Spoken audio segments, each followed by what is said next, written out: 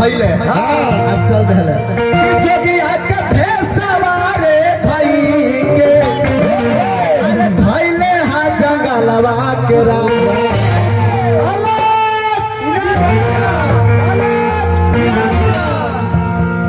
बोला कहने की हमार पहले के औरत है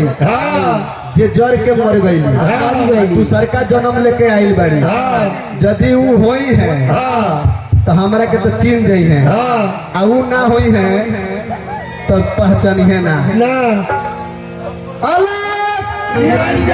पार्वती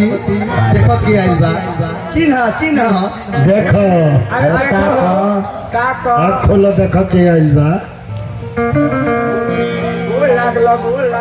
अरे बदली तो मरुआ रामा अरे जंगल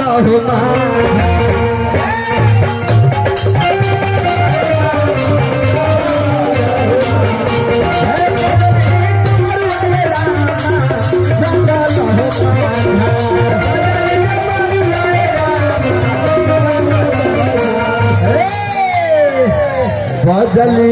डमरुआए रामा जंगल के भितरिया जंगल के भितरिया भोलदार के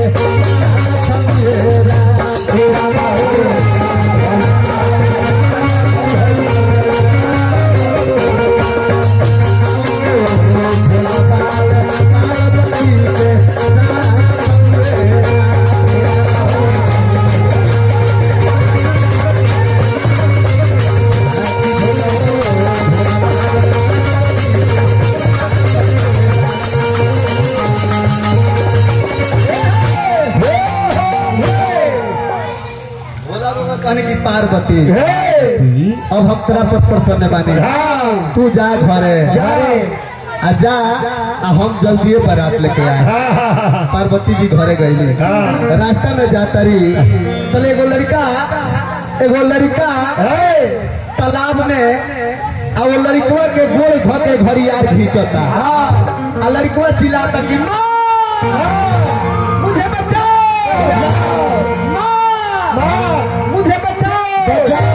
पार्वती जी देखली कि वो लड़का के गोड़ धके घड़ियार खींचता कहली कि ये घड़ियार वो लड़का के छोड़ दो घड़ियार कलस्ती पड़ी तू दानी भइल बालू ये हमारा हार हो सृष्टि के चलावे लो तू ही लो ये हमारा हार हो हम एकरे के ना छोड़ पार्वती कहली कि वो लड़का के छोड़ दो घड़ियार कलस्ती छोड़ो जितना तू तपस्या कैले बड़ी जंगल में और तपस्या के फल हमरा के दे दो तबे लड़का के छोड़ दो यह पानी परोर के कहली कि ओम नमः शिवाय तो लड़कवा एक बेर शंकर भगवान बन के खड़ा हो गए पार्वती जी कहली कि कितना अब हमार परीक्षा ले पार्वती जी घरे गई बड़ी पूरा खुशहाली बा राजा रानी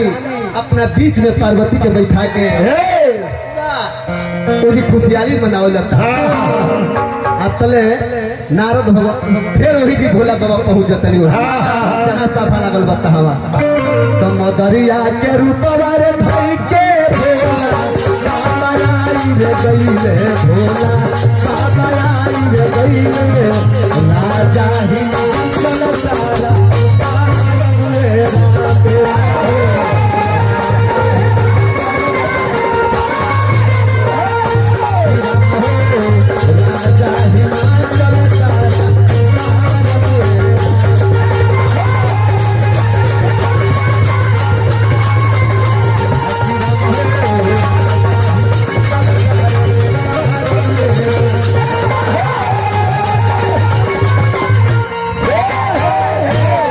पार्वती जी बड़ी खुश कही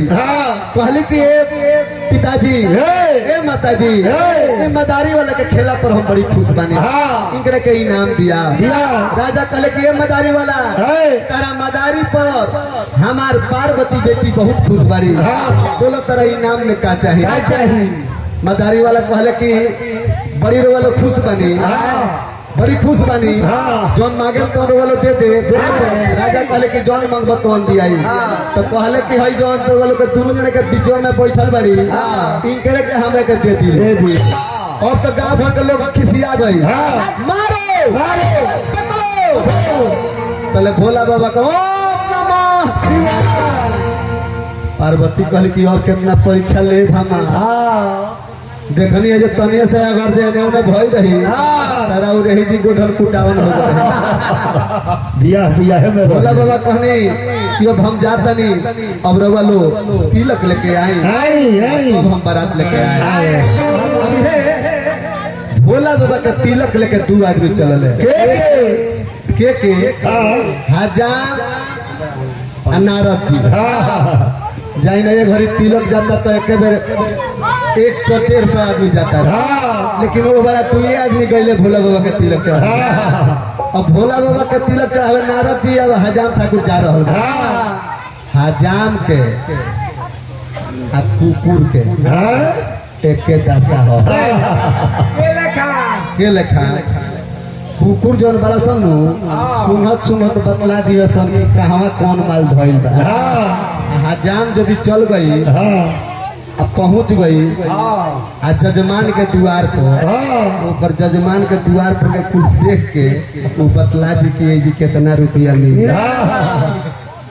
ए भैया अभी है भोला बाबा के तिलक चढ़ावे खातिर हजाम अब ब्राह्मण जा रहल बड़े जाते जाते जाते जाते जाते जाते जंगल में पहुंचल बलो तले हजाम ठाकुर कहले कि ए बाबा अब कितना दूर दूल्हा के घर बा बाबा कहनी कि हई पहाड़ बारू ई हेल के औरी आगे जइब तो अगला पहाड़ जौन बा तो ओही जी भोला बाबा हमार कथा यही जी समाप्त हुई एक बाद तिलक चढ़ाए हमरा कमलाबाद तिलक के विधि गायब